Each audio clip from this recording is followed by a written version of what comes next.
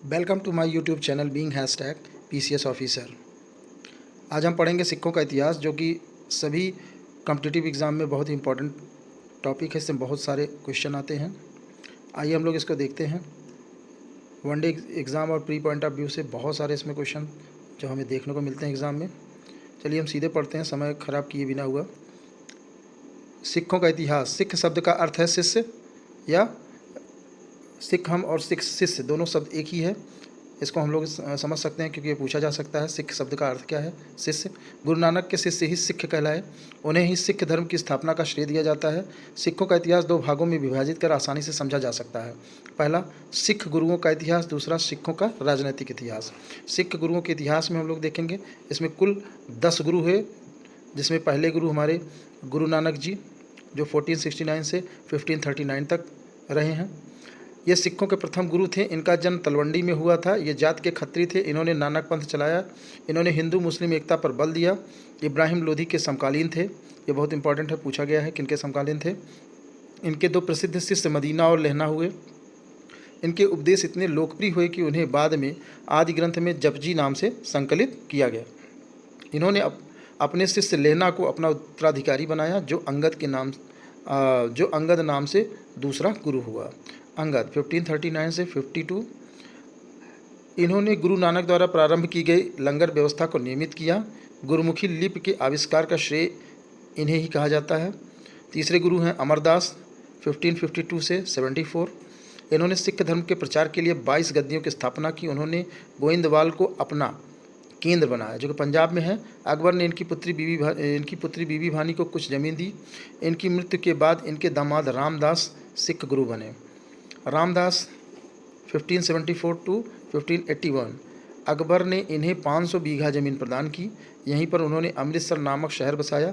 अपने पुत्र अर्जुन देव को अपना उत्तराधिकारी नियुक्त कर उन्होंने सिख पद को पैतृक कर दिया। पाँचवें गुरु अर्जुन देव 1581 टू 1606। इन्हें सच्चा पातशाह कहा जाता है। इन्होंने ही स्वर्ण मंदिर का निर्माण करवाया, जिसकी नींव प्रसिद्ध संत मियाँ मीर ने रखी। इस प्रकार मियाँ मीर ने हरमिंदर साहब की नींव रखी। अर्जुन देव ने तरन तारण, करतारपुर और गोइंदवालपुर नामक शहर बसाया। इन्होंने अनिवार्य धार्मिक कर लेना भी प्रारंभ किया। खुसरो को समर्थन देने के कारण जहांगीर ने इन्हें मृत्युदंड दे दिया। इंपॉर्टेंट है, इनको ध्यान से पढ़िएगा।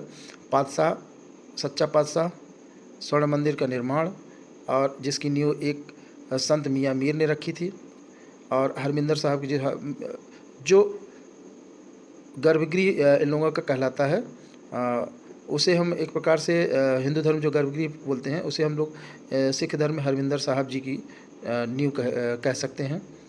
ठीक है, चलिए अगला हम लोग देखते हैं। छठवां, हरगोविंद 1606 टू 1604 या 05 तक। इन्होंने सिखों को लड़ाकू जात के रूप में परिवर्तित करने का कार्य किया तथा अकाल तख्त का निर्माण करवाया। सिखों को मांसाहार की आज्ञा दी। जहांगीर ने इन्हें 2 वर्ष तक ग्वालियर के किले में कैद रखा। कश्मीर में कीरतपुर नामक शहर बसाया और वहीं इनकी मृत्यु हुई। हर राय 1645 टू 1661। इनके बारे में बहुत कुछ खास नहीं है। तो नेक्स्ट हम लोग देखते हैं हरकिशन 1661 टू 1664। इन्होंने अपने बड़े भाई राम राय के साथ विवाद हो गया। इन्होंने देहरादून में एक अलग गद्दी की स्थापना की। 9वें गुरु, गुरु तेग बहादुर।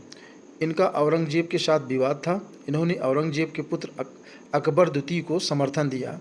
औरंगजेब ने इन्हें मृत्युदंड दे दिया। 10वें गुरु, गुरु गोविंद। इनका जन्म देखिए, बहुत इंपॉर्टेंट है। गुरु गोविंद सिंह 10वें गुरु। इनका कार्यकाल रहा है 1675 टू 1708। जन्म इनका पटना, मृत्यु नांदेड़, आंध्र प्रदेश। ये सिख के 10वें और अंतिम गुरु थे। इनके 4 पुत्र थे। अजीत सिंह जुझारू लड़ते हुए मारे गए थे। अजीत सिंह लड़ते हुए मारे गए थे। जुझारू सिंह लड़ते हुए मारे गए। जोरावर सिंह जिंदा दीवार में चुनवा दिए गए थे। और फतेह सिंह को भी जिंदा दीवार में चुनवा दिया था। कौन? औरंगजेब।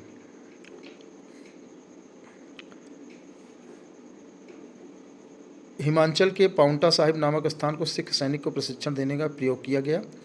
इन्होंने विचित्र नाटक, चंदी दीवर, जफरनामा, ये सारे पुस्तक लिखे। 1699 में गुरु गोविंद सिंह ने खालसा पंथ की स्थापना की। खालसा का शाब्दिक अर्थ होता है पवित्र। बैसाखी के अवसर पर सिख धर्म की रक्षा के लिए अपने प्राणों को न्यौछावर करने वाले 5 लोगों का चुनाव किया गया। इन्हें पंच प्यारे कहा गया। इसी समय पुरुषों को अपने नाम के आगे सिंह, महिलाओं को कौर तथा पुरुषों को 5 वस्तुएं धारण करने के लिए कहा गया। ये 5 वस्तुएं क्या क्या हैं? केस, कृपाण, कंघा, कक्षा, कड़ा, जिसे पंच ककार कहा गया है। औरंगजेब के साथ युद्ध के समय आदि ग्रंथ कहीं लुप्त हो गया था। फलस्वरूप इन्होंने पुनः उसे संकलित करवाया। इसके कारण ही इसे दशम पातशाह का ग्रंथ भी कहा जा सकता है। ठीक है, ये हमेशा पूछा जा सकता है कि पुनः संकलन किसने कराया आदि ग्रंथ का? तो 10वें गुरु। औरंगजेब के अंतिम समय में ये दक्षिण भारत चले गए। गोदावरी के तट पर नांदेड़ नामक स्थान पर एक पठान अजीम खान ने गुरु को घायल कर दिया। गुरु ने उसकी हत्या कर दी। बाद में अग्नि में कूदकर स्वयं आत्मदाह कर लिया। नांदेड़ में ही इनकी मुलाकात जम्मू से बैराग लेने आए एक व्यक्ति बंदा बैरागी से हुई। गुरु ने उन्हें मुगलों के अत्याचार के विरुद्ध लड़ने के लिए प्रेरित किया।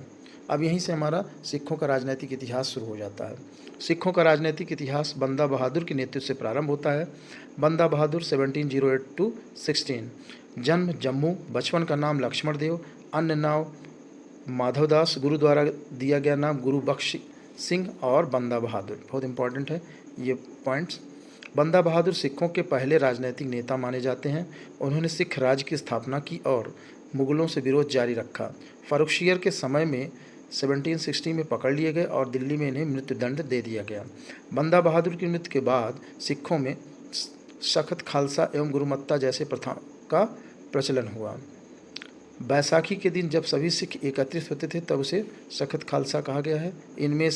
इनमें जो निर्णय लिया जाता था उसे गुरुमत्ता अथवा गुरु का मत माना जाता था। 1749 में कपूर सिंह ने दल खालसा के अंतर्गत सिखों को एकत्रित किया। पानीपत के तृतीय युद्ध में मराठों की पराजय के बाद सिख राज के उदय में सहायता मिली।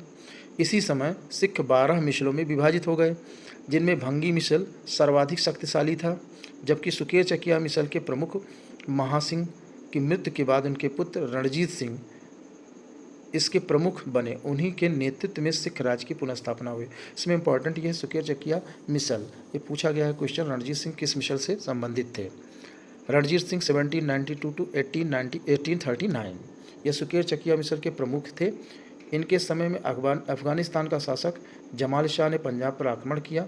सिख सेना ने उसका पीछा किया। भागते समय उसकी 12 तोपें चिनाब नदी में गिर गई। रणजीत सिंह ने उसे निकालकर जमान शाह को भिजवा दी। जमान शाह बहुत प्रसन्न हुआ। उसने रणजीत सिंह को राजा की उपाधि दी और लाहौर पर अधिकार करने की छूट दे दी। रणजीत सिंह ने लाहौर, अमृतसर, कश्मीर, मुल्तान आदि क्षेत्रों पर अधिकार कर लिया। उन्होंने लाहौर को अपनी राजधानी बनाया, जबकि अमृतसर को अपनी धार्मिक राजधानी बनाया। अंग्रेज़ों के साथ इन्होंने अमृतसर की संधि की थी। अमृतसर की संधि 1809 इंपॉर्टेंट है। गवर्नर जनरल लॉर्ड मिंटो प्रथम था। संधि पर हस्ताक्षरकर्ता रणजीत सिंह और मेटकाफ। पीसीएस में क्वेश्चन आ चुका है कि अमृतसर की संधि पर हस्ताक्षरकर्ता कौन था? तो रणजीत सिंह और मेटकाफ। यह महत्वपूर्ण संधि थी। इस संधि द्वारा सतलज नदी को दोनों राज्यों की पूर्वी सीमा मान ली गई। सतलज के पूर्व के राज्य अब अंग्रेज़ों के पास आ गए, जबकि पश्चिम के क्षेत्र सिखों के पास। इस संधि से अंग्रेज़ों को बहुत फायदा था। वह अब मराठों पर अपना ध्यान पूरी तरह से केंद्रित कर सकते थे। जब एक सिख सैनिक ने इस संधि के बारे में सुना तो वह चिल्ला पड़ा कि रणजीत सिंह ने सिख राज की अस्मिता ही दांव पर लगा दी। रणजीत सिंह अफगानिस्तान का भगोड़ा शासक शाह शुजा रणजीत सिंह के पास शरण लेने आया। उन्होंने इसे कोहिनूर हीरा भी प्रदान किया। 1838 में रणजीत सिंह और शाह शुजा और ऑकलैंड के बीच त्रिमैत्री संधि हुई, जिसमें यह तय हुआ कि शाह शुजा को अफगानिस्तान की गद्दी पर बैठाया जाए, परंतु इसी बीच 1839 में रणजीत सिंह की मृत्यु हो गई। रणजीत सिंह ने एक योग्य प्रशासन की स्थापना की। रणजीत सिंह ने अपना विदेश मंत्री फ़कीर अजीजुद्दीन को बनाया। उसकी घुड़सवार सेना बहुत अच्छी थी।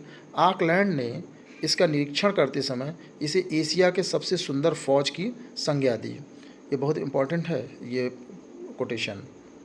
फ्रांसीसी पर्यटक विक्टर जामा ने रणजीत सिंह की तुलना नेपोलियन बोनापार्टा से की। जैकमॉन्ट। रणजीत सिंह की मृत्यु के बाद खड़क सिंह, नौनिहाल सिंह, शेर सिंह और दिलीप सिंह शासक हुए। दिलीप सिंह 1843 टू 1849। दिलीप सिंह के समय में महारानी जिंदन उसकी संरक्षिका बनी। इस समय सिख सेना में कई ग्रुप थे। इस गुटबंदी से परेशान होकर महारानी ने उसे अंग्रेजों से लड़ाने का निश्चय किया। इस प्रकार प्रथम आंग्ल सिख युद्ध प्रारंभ हुआ। प्रथम आंग्ल सिख युद्ध कारण महारानी जिंदन की महत्वाकांक्षा। सेनापति इस समय कौन था? लाल सिंह। प्रथम आंग्ल सिख युद्ध में कुल 5 लड़ाइयाँ हुई, जिसमें प्रारंभिक 4 मुदकी, फिरोज शाह, बद्दूवाल और आलीवाल अनिर्णित रहे। 5वीं लड़ाई सरावाओं की लड़ाई निर्णायक साबित हुई। बहुत इंपॉर्टेंट है। लाल सिंह के विश्वासघात के कारण सिखों की पराजय हुई और उन्हें लाहौर की संधि पर हस्ताक्षर को विवश होना पड़ा। लाहौर की संधि मार्च 1846। इस संधि के द्वारा दिलीप सिंह को राजा और जिंदन को उसकी संरक्षिका स्वीकार कर लिया गया। साथ ही लाल सिंह को वजीर बना दिया गया। सिख सैनिकों की संख्या सीमित कर दी गई। युद्ध के क्षत के रूप में अंग्रेजों को 1.5 करोड़ रुपए दिए जाने का प्रावधान था, जिसमें 50 लाख नगद तथा शेष के बदले कश्मीर, हजारा आदि क्षेत्र दे दिए गए। अंग्रेजों ने कश्मीर को डोगरा सरदार गुलाब सिंह को 1 करोड़ में बेच दिया। एक ब्रिटिश रेजिडेंट लाहौर में स्थापित कर दी। सिखों को कश्मीर गुलाब सिंह को बेचना पसंद नहीं आया। लाल सिंह ने विद्रोह कर दिया। लाल सिंह ने विद्रोह कर दिया और विद्रोह का दमन दिलीप सिंह ने पुनः भैरवाल की संधि कर ली। भैरवाल की संधि के बारे में पढ़ते हैं। दिसंबर 1846। इस संधि के द्वारा जिंदन की संरक्षिता समाप्त कर अंग्रेज रेजिडेंट की अध्यक्षता में 8 सिख सरदारों की एक परिषद बनाई गई। महारानी को 1.5 लाख रुपए पेंशन देकर बनारस के पास शेखपुरा में भेज दिया गया, परंतु महारानी से अच्छा सलूक न किया गया। उनकी पेंशन हटा के 48,000 रुपये कर दी गई। मुल्तान के गवर्नर मूलराज ने इसका विरोध किया, फलस्वरूप उसे हटा दिया गया। इसका विरोध सिख सेना और जनता ने किया, फलस्वरूप द्वितीय आंग्ल सिख युद्ध प्रारंभ हुआ। द्वितीय आंग्ल सिख युद्ध 1848 टू 1849। महारानी के साथ दुर्व्यवहार, मूलराज का विद्रोह, अंततः सिख सेना का जनता विद्रोह हुआ। इस युद्ध में कुल 3 स्थानों पर युद्ध हुए। रामनगर, चिलियावाला, गुजरात की लड़ाई निर्णायक हुई। अंग्रेज सेनापति नेपियर ने सिखों को पराजित किया। डलहौजी ने सिख राज को अपने राज्य में मिला लिया। महाराजा दिलीप सिंह को पेंशन देकर पढ़ने के लिए इंग्लैंड भेज दिया गया।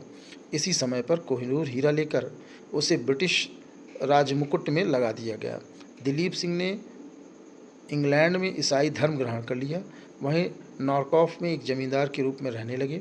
बाद में वो पुनः भारत आए, सिख धर्म ग्रहण किया और पंजाब में ही इनकी मृत्यु हो गई। तो इम्पोर्टेंट जितना भी था इसमें कवर कर दिया गया है। इसमें इम्पोर्टेंट आपके लिए जो याद करने के लिए बहुत ज़्यादा ज़रूरी है, सिखों का राजनीतिक इतिहास कौन शुरू करता है, किससे शुरू होता है, ये बंदा बहादुर से, और रणजीत सिंह का कार्यकाल, रणजीत सिंह के द्वारा क्या क्या किया गया, ये अमृतसर की पहली जो संधि हुई है, अमृतसर की संधि हुई 1809 कब हुई और किनके किनके बीच में हुई है। त्रिमैत्री संधि हुई है, इसको भी हम लोग जान लेंगे, याद कर लेंगे। दिलीप सिंह के कारण जो है, जो इनके अंतिम राजा थे, उसमें प्रथम आंग्ल सिख युद्ध और द्वितीय आंग्ल सिख युद्ध। तो प्रथम आंग्ल सिख युद्ध जो है उसका उसमें जो संधि हुई उसे लाहौर संधि कहा जाता है, और भैरवाल संधि हो गया। द्वितीय आंग्ल सिख युद्ध, इसमें जो हमारे साथ जितनी भी घटनाएं हैं इसमें दिए गए हैं। इसी के आधार पे ये पूरा का पूरा इनका सिखों का इतिहास समाप्त हो जाता है। कृपया इसे 2-3 बार देखें और वीडियो को लाइक और सब्सक्राइब ज़रूर करें ताकि इसे हम और आगे बढ़ाते रहें।